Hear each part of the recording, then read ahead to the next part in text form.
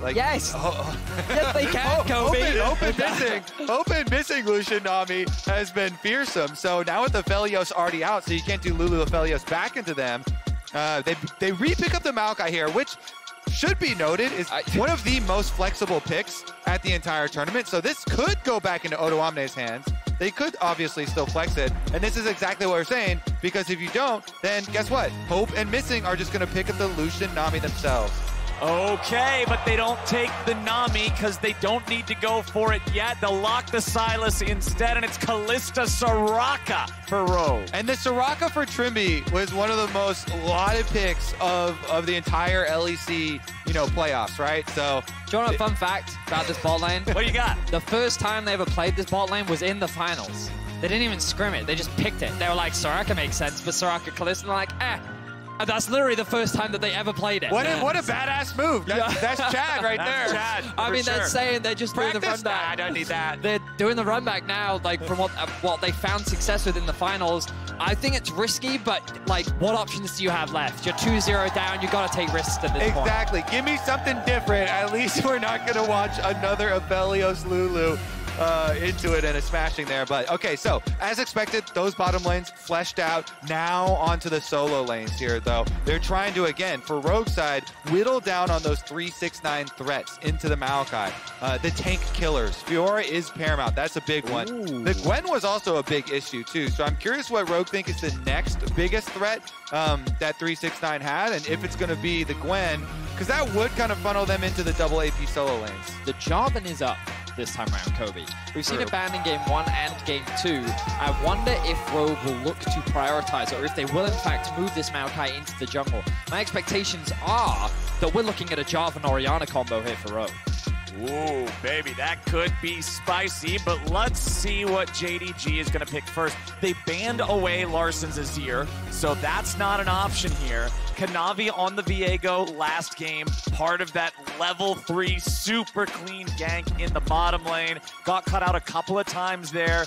Nearly punished, but their lead was enough to keep him going, and it's locked in again. And then there's a couple directions to go, but they instantly lock it already. The LeBlanc here slammed into the Sylas. LeBlanc Lee Sin, this is all about trying to punish Sylas early. You do not want to let Sylas scale. You go LeBlanc in, chain him, Lee Sin gank, insta-kill, try and snowball. This look from Rogue, I actually like this. They're saying, we're going to go all early game, see if we can rush this down. Yeah, you say all early game, make sure you put all of it in all capital letters, because I don't see what the hell scales here if that early game doesn't go well for Rogue. If we were talking about Jankos Caps or we were talking about Humanoid Razorg, this would be a mid-jungle that I am used to. Okay. Larsen and Malrang, not so much. This is not a duo that we ever really saw from them. Like, Malrang just doesn't go mid. Like, he'll cover mid, he might throw a gank there here and then, but the mid-jungle synergy has never been the talking point of this Rogue roster. But now that they find themselves with their potentially last game of the year, they're saying, you know what, Larsen, if you feel you're playing really well, if you have confidence in your ability against Jigao. Things I'm looking at here is the engage power of JDG. They have the Ornn for 3-6-9. They will have the stolen Maokai ultimate for Yagao. The way that these can be sequenced and layered can create a lot of problems, but I want to see creativity from Rogue. I want to see playmaking from Rogue. I want to see aggro coming out of Rogue, because if we don't get it, they're going home. And Comp has got to be able to carry. This Rogue team has got to focus to the bottom lane to find success there. They need this Kalista to be able to carry, to stack the dragons, to actually have a win condition with this setup. You can hear the fans rallying to showcase their support. Remember that all the pressure falls on Rogue. Many European organizations have made it to the semifinals of the World Championship. The first seed of Europe has been a strong representative throughout past years, and now all that responsibility falls onto the shoulders of Rogue.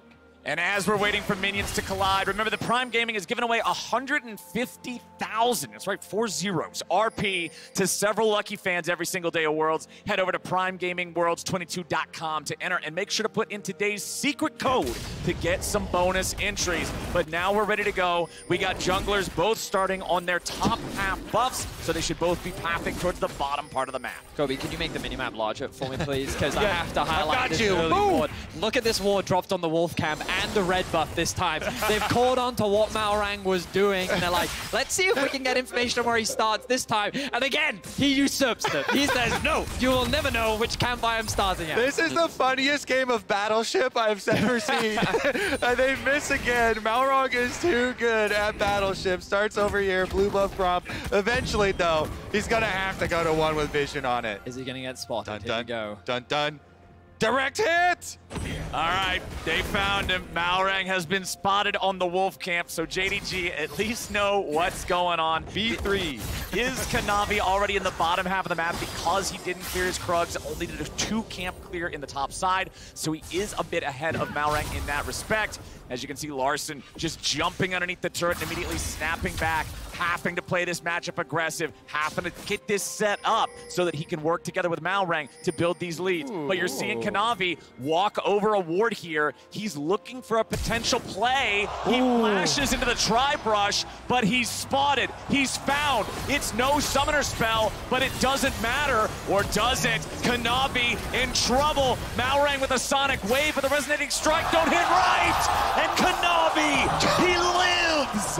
Oh my goodness, that vision play from Rogue was so good though. The ward over here sees him come in, they almost can punish. They can't quite finish him off, and Malrang wants more. He's searching for him. The final auto attack from Comp, it either went on to Hope or it went on to Missing. I didn't quite see who it was, but you could see it flying, and it just wasn't going to Kanavi. They were so close to securing first blood, but look at how much control Rogue have over the bot side of the map. This is the first time in this series that the Rogue bot lane 2v2 is getting that early push and winning out. And I love the evolution here of the preemptive work done by both teams. You know, trying to find Malrang there on the Wolf camp. Meanwhile, Kanavi warded out. He has no flash. Okay, Kanavi, you're gonna have to play careful, buddy. I don't think that's your Scuttle Crab. And Malrang will be able to pick that one up. This is the biggest difference in any of the games so far. Hold on now. Comp's at 100 HP, but Comp got first blood 2v2. Trimby lands a slow, and Hobo has none.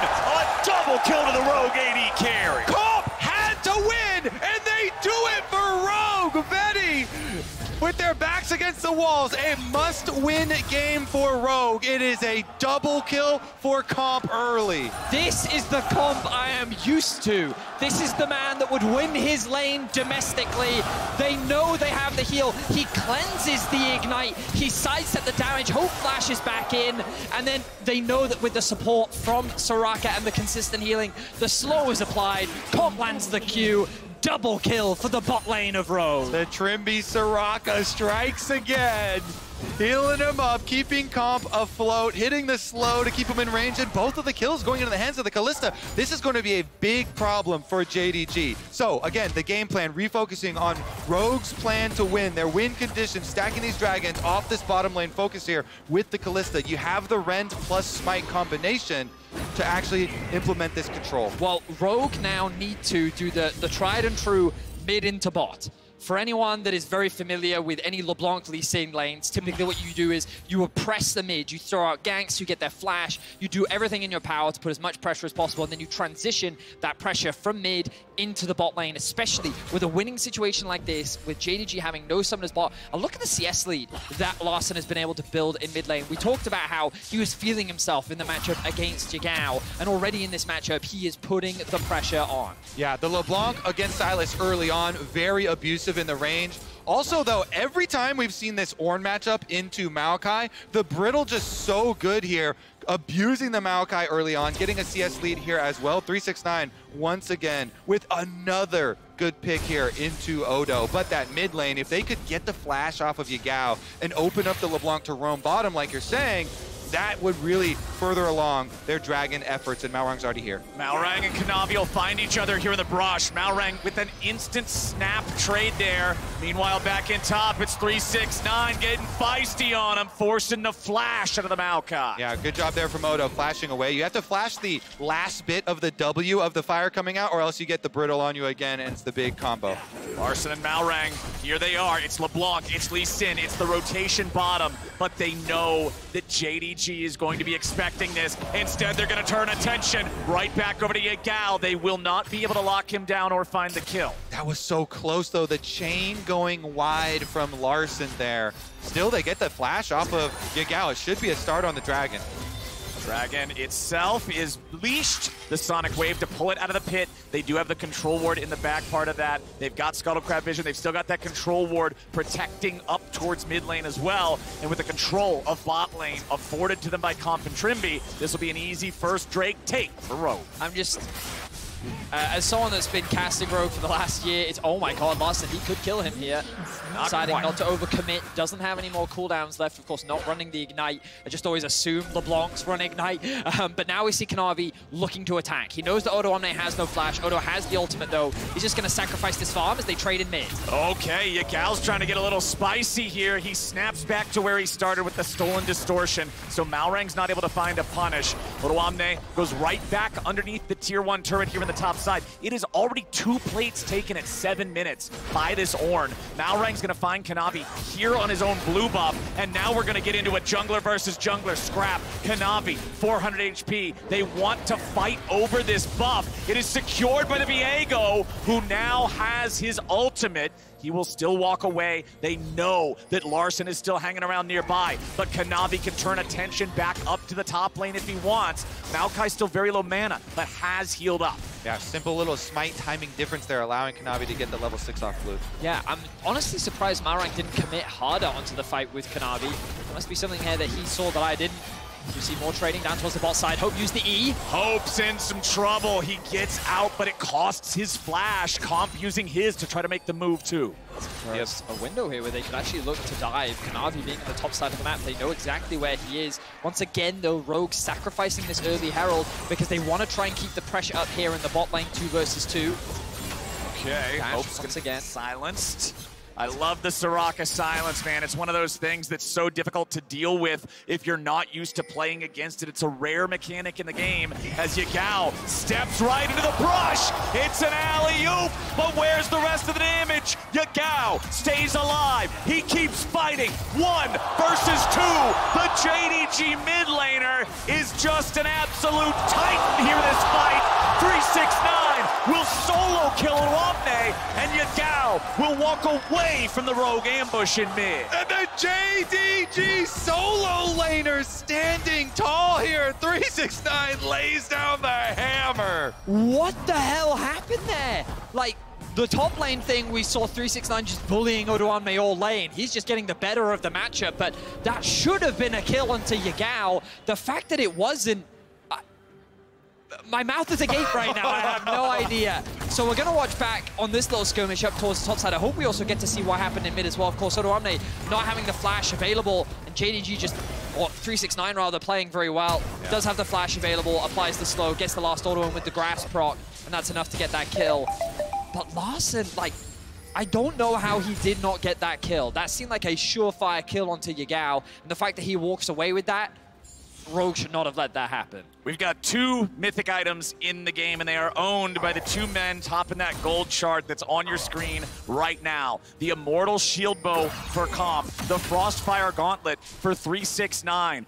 Ornn is just whooping on Maokai here in the top lane. odoamne struggling to deal with 369 in this matchup here, and with the mythic difference, it's only going to get worse. Kanavi's making his way up here now too. There's no Ornn ulti, it's not recharged yet. Odo does have his own ult potentially ready to save him here. Flashes out to avoid the death, but still loses a big chunk of HP.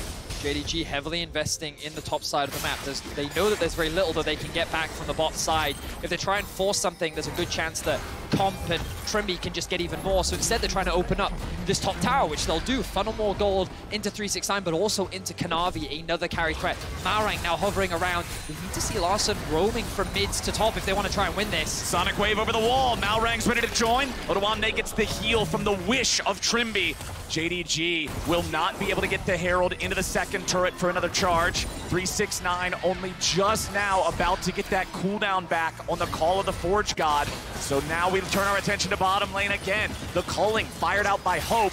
Not going to find a ton there, but at least whittles the health bars down a little bit of Comp and Trimby.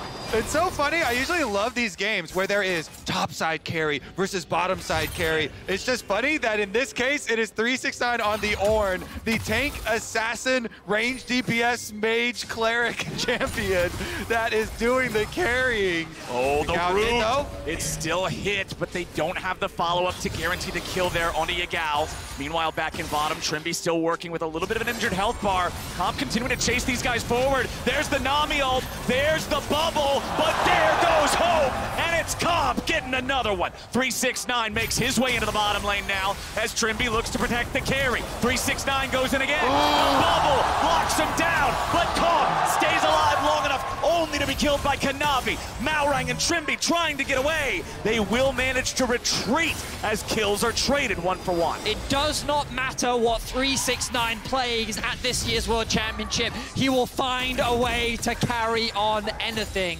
Game 1, it was Gragas. Game 2, it was Gwen. And Game 3, his Ornn is running amok on the red. What a monster, and they're not done yet. Turning their eyes towards the objective here. That's 2v3 as the LeBlanc has mid push and Larsson's on the way. The ultimate from the Maokai, just barely not enough reach there to stun Kanavi at the end.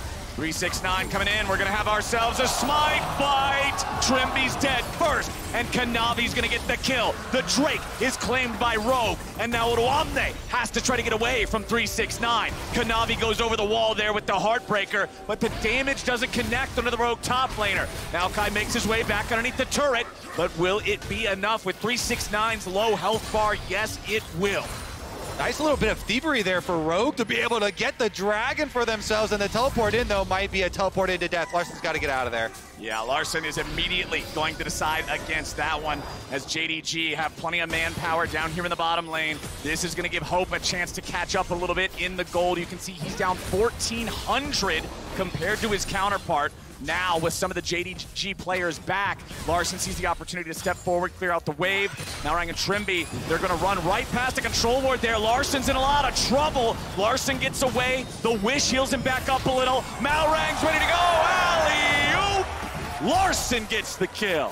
Larsson will finally get his first kill of the game.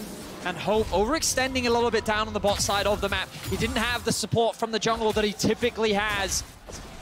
A few mistakes coming out from the AD carry overall, but JDG still lead in terms of gold. Comp has now made his way mid. Comp is looking for Yagao, who has the stolen Maokai ultimate. He wants to try to get away. The damage pours in, but they don't have enough just yet, but Comp goes forward. However, a TP's ready to show up. They have the silence when he appears. 369's not going to find a whole lot out of this, and Rogue, playing around Comp, are fighting back in Game 3. This is what they need to do. Comp really is the strongest part of Rogue's composition, and as Larsson secures another tower, we can see that Rogue finally gaining some control on the map, but they're not really converting it into much outside of Dragons. Of course, this is still a very clear win condition, but they're yet to secure a Herald so far in the series, and JDG will continue to deny them this objective. I'd have to say, this is for sure the most exciting game of this series by far, with Comp finally getting this advantage over Hope. This 4 kills now onto Kalista. All eyes look at the clock. 2 minutes, 40-something seconds left on the next dragon. This is a very quick pace for your Dragon Soul. Exactly what you have to do with this setup from Rogue. Exactly. My eyes are not only on that dragon clock, but the clock in general. 15 minutes in, the gold is dead even despite the kills that we're getting onto Comp. So I need to see Rogue not slow down. They gotta keep this up. They gotta keep finding windows, and they gotta keep pushing the game forward. And you wanna know where that gold difference lies?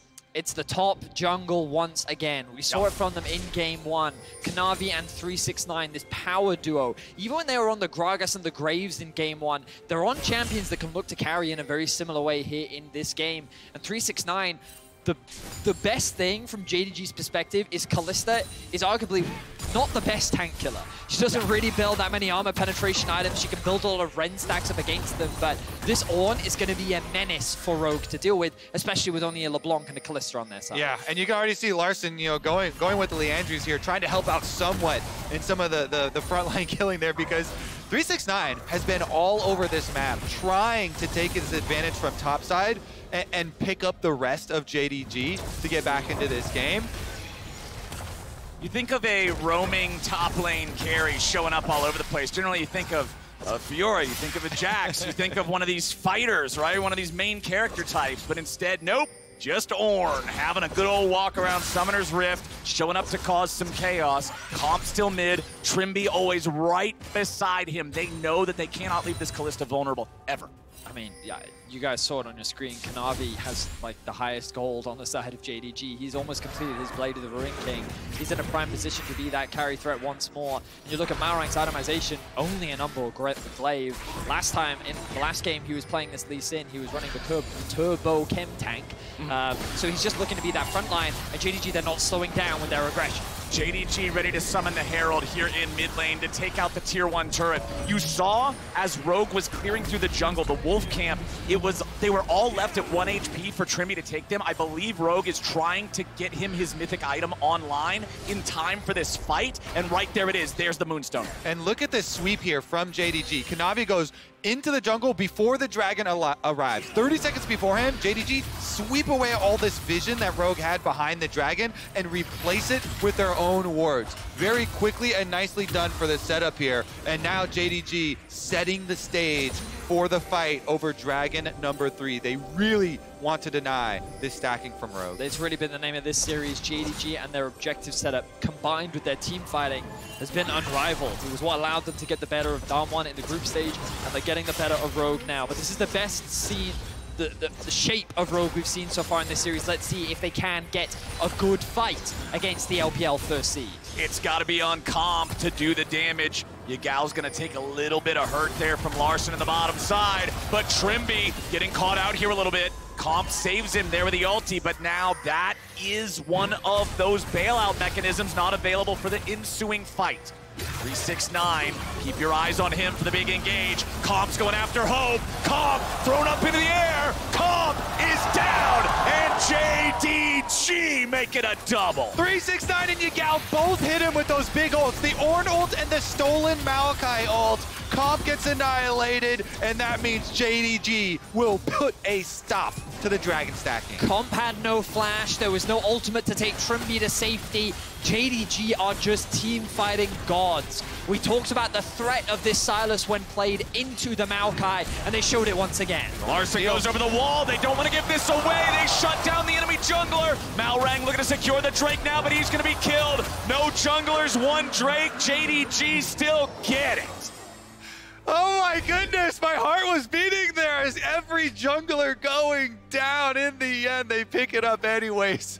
For JDG, they still get their prize, and the hopes here, it just slips through the fingers of Rogue. It's the map setup. The difference in terms of JDG's approach to how they control space is just so dramatic, and as well as allowing them to get the edge over Rogue every single time. And until they find a solution to this 369 problem, we're going to keep seeing fights like we see right now. And you cannot get that close. Comp cannot go that far up into mid lane when you're facing these huge engage ults. It is Maokai stolen ultimates, Nami wave, and Ornn ultimate all over him. So as the AD carry up there very far in the mid lane, JDG see that, they immediately pull the trigger and blow him up.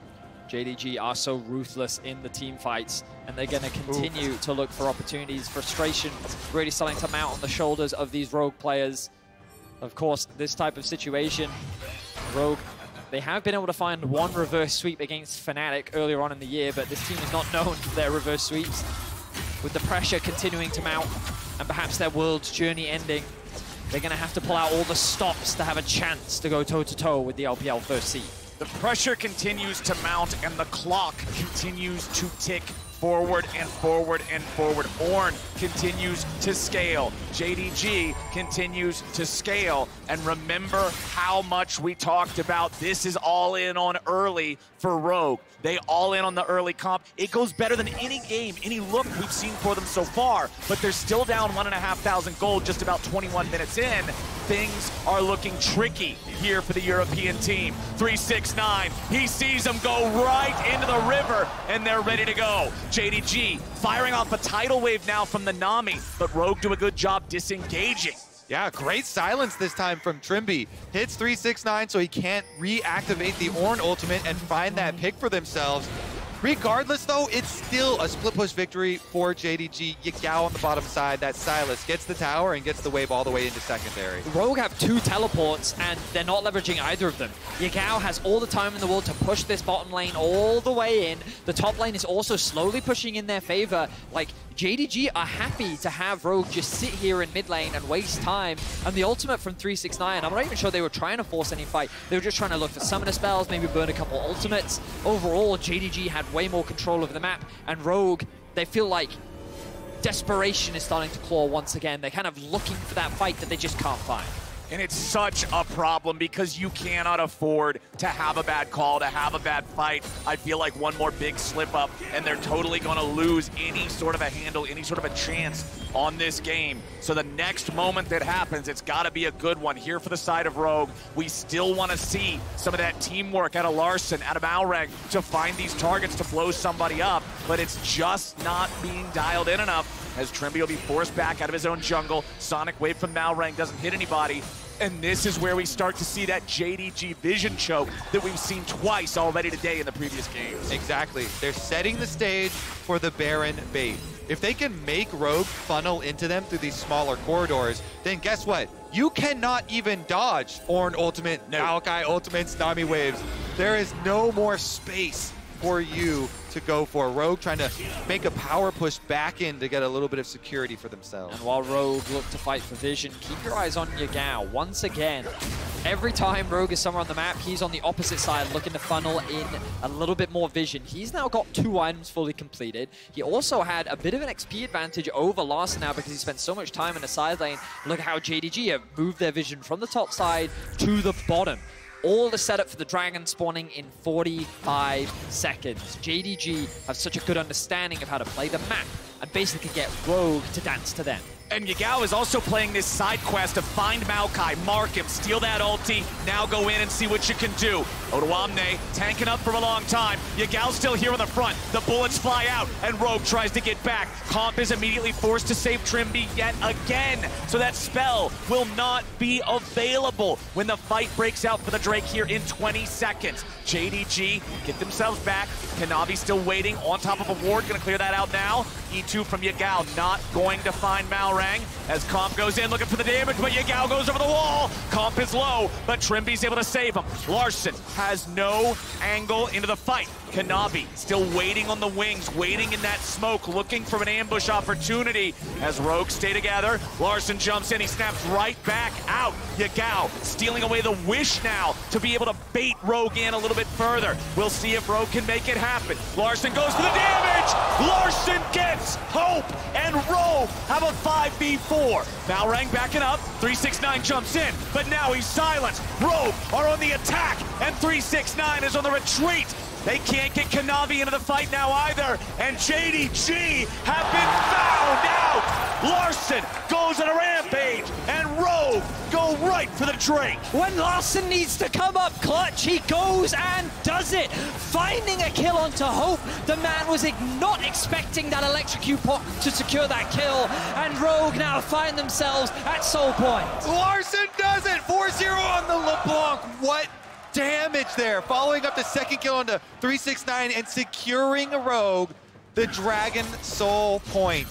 Absolutely huge for Rogue and huge for Larssen. I said I needed to see more of those explosions, more of those tiniest of windows from the Lee Sin, from the LeBlanc, and it's Larssen stepping up. It's Larssen being the hero here for Rogue at this third game. Let's see it again. So let's keep your eyes on the positioning of Hope here. Dashes in, lands the QR combo into chains, electrocute proc, and we're back in the fight. We're back in the fight, but Odoamne is already out of it. It's a pick on the top lane or a pick on the front line, and JDG are now 5v4 and moving on to the Baron. Kanavi is low HP. JDG has to be careful about this. 369 will lead the way. Trymbi tries to escape. The Soraka has to be saved again as Comp flashes out. They throw Trymbi right back in. They're peeling for Comp as Kanavi is 1v1 against again. How does he keep missing them? Malrang, you can't drop the ball here and now. He's gonna pay for it. Hope is on the hunt.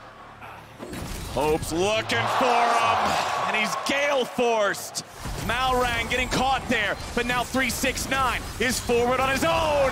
Larssen again, finding the moments that keep Rogue alive. Kanavi tries to go in. Odoamne's ready to follow. Viego will die, and Comp will get the kill. But now Comp's out of the picture, and JDG one more. Trimby's on the run into the Cloud Drake zone for the speed, but Yagao and 369 are in hot pursuit.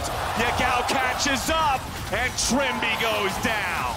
So many small mistakes coming out from Rogue, and JDG is very quick to capitalize. If it wasn't for Larssen, these fights would be a lot more one-sided. The only good news for Rogue is that JDG can't convert this into anything else. Kanavi falling means that there is no Baron card on the table, but you can see how much of a threat JDG still are in the 5v5. Larssen doing everything he can to drag them further in this series. 10 stacks on his Darksteel. 5 kill gear. Death Cap is done.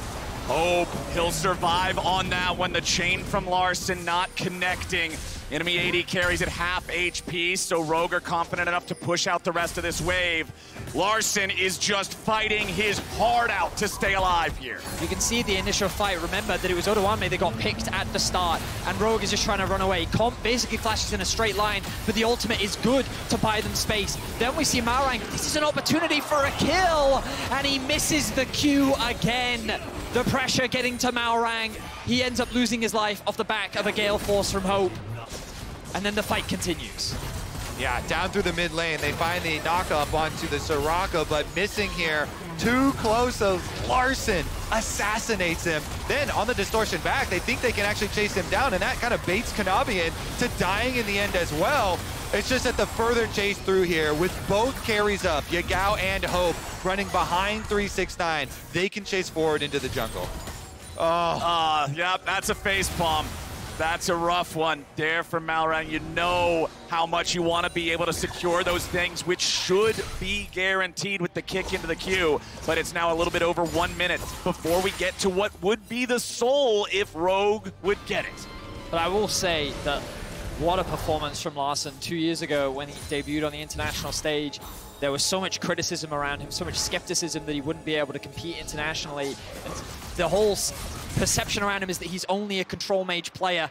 But we might have to stop that point as Malrang is setting up for a sneaky play here. He did see Yagao, but he might be too far away from his team. Yeah, there's no way he can go on Yagao. That is a Sylas victory in that 1v1 10 times out of 10. So he's just gonna stay behind enemy lines, stay on the flank. But the problem is, those enemy lines are moving forward. Okay, I was curious as to where Larssen was going. He went to get level 16. Malrang has done this before. He just lies in wait for that perfect opportunity. And with the dragon spawning in 25 seconds, Rogue is looking to contest it. What he wants is the play onto Hope. Malrang is hoping he can get behind him. The Lee Sin with no flash. That is the target. If you have the patience to wait for it and make the game-saving play, Larssen using the sweeper. As soon as he sees the outline of the ward in the brush, he immediately snaps back to his previous distortion point. Malrang still waiting here. He does not get figured out by the sweeper of JDG. Yagao and Larssen here in a 1v1. Larssen has to get away, but that's the difference maker for Rogue. That's the guy they need in the big fights. And now Comp and Trimby and Odoamne got to be a little bit more careful. Odo already using the flash, already using the Maokai ulti, but Yagao also used the stolen one. They still don't know where Malrang is. Still in the jungle. he's taking the blue buff. That was the mission all along. And now Kanavi sees, wait a second, what happened to my blue buff? Haha, now you see him, now you don't. Malrang finally exfiltrates the hot zone, but JDG will earn themselves control over the river, control over the Drake, and they will stop the soul stack of Rogue. 30 minutes into the game, 2,000 gold is all that separates the two teams. Oh my word. It's incredibly tense, but it feels as though JDG is very quickly reclaiming control over the map. They have the gold lead, a small one, but they have it. The levels are matching with their opposition. The items are really starting to come through. Yagao is looking for a play. He knows that Larssen doesn't have flash, whereas he does have that advantage. And hitting that level 16 himself, he is feeling confident. JDG is in a position in the game where they know they can rely on their incredible team fighting talents. Yeah, JDG reclaiming the map, but not that blue buff, though. Not that blue buff, that is quite right. Not that part. Malrang has had enough buffs stolen from him in one series that he will get something back. All right, Rogue digging in, trying to defend. There's no Drake to play for 4 minutes, but the Baron's alive on the map. And JDG move into the blue side jungle of Rogue to control this vision, control this area. They've swept out everything. They've placed wards of their own. And 369, he's just a big old worm on a hook. He's trying to bait him into maybe going in after him, but they'll know better. Teleport coming in now for the side of JDG, so they can all group up mid and be ready to go. Calling flies out. Ornn ulti goes. Comp with the save into the stasis, into the flash to get away. The wish goes out. Rogue is in trouble. The damage continues, and Kanavi gets the kill on Comp. Trimby wants to try to save Oluwamne, but he cannot do it. A double kill back over to Kanavi, and JDG have found 3. You just cannot out-team fight JDG. If they are alive, they will find a way to outplay you, and they do it once again. The base is beginning to fall, and JDG is looking to make it to the semifinals. JDG on the victory march. It is Larssen and Malrang against them all. Yagao goes in for Larssen. He won't be able to find the kill, but he knocks him low enough that he can't defend. Malrang gets picked up. Kanavi will not die. Nexus turrets fall, and the #1 seed of the LPL will eliminate the #1 seed of the LEC, and JDG will clean sweep Rogue out of Worlds. JDG continue to leverage on what has made them so strong over the last few months. Their ability to team fight seems uncontested, and Rogue did not stand a chance. And even further than that, the early jungle plans coming out every game. Jungle gap were very evident in this series. 369 solo killing Oluwamne in the tank versus tank matchup in the top lane here in this one. So many plays, so many good decisions coming out from Kanavi, and Malrang not able to keep up when things got intense. It was JDG proving that they were the superior team. The frustration on Rogue, you know they wanted to have a good showing here against JDG. They fought so hard in that 3rd game. It looked so much better than the first 2.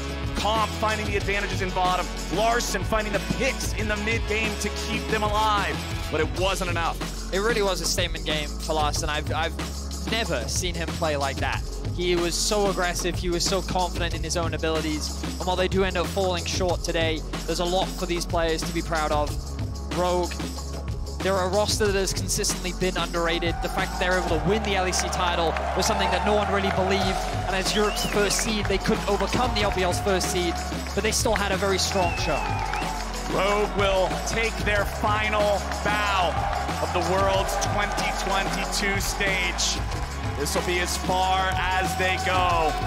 But for JDG, for the LPL, it was a big win, and they look scary for whoever faces them next. Let me congratulate JDG on making the semi-finals for the first time for this organization. Huge accomplishment for them. And the sign right there, he was right. It's 999, absolute dominance from this guy. How can he be so good on so many different types of champions, so versatile, and yet still so dominant? Incredibly talented player. We only saw strong performances throughout this series, and I think that, you know, it was something that when we were speaking to Azael, he was talking about how, like, this side of the bracket feels like it's just stacked with talented top laners. And again, JDG feels like one of the favorites to win the whole thing. They continue to demonstrate why they are considered such a strong team. And while I was skeptical about some of their early game performances, to me, Kanavi, as you highlighted, really did step up today and was crucial to the success of this roster's success. As you can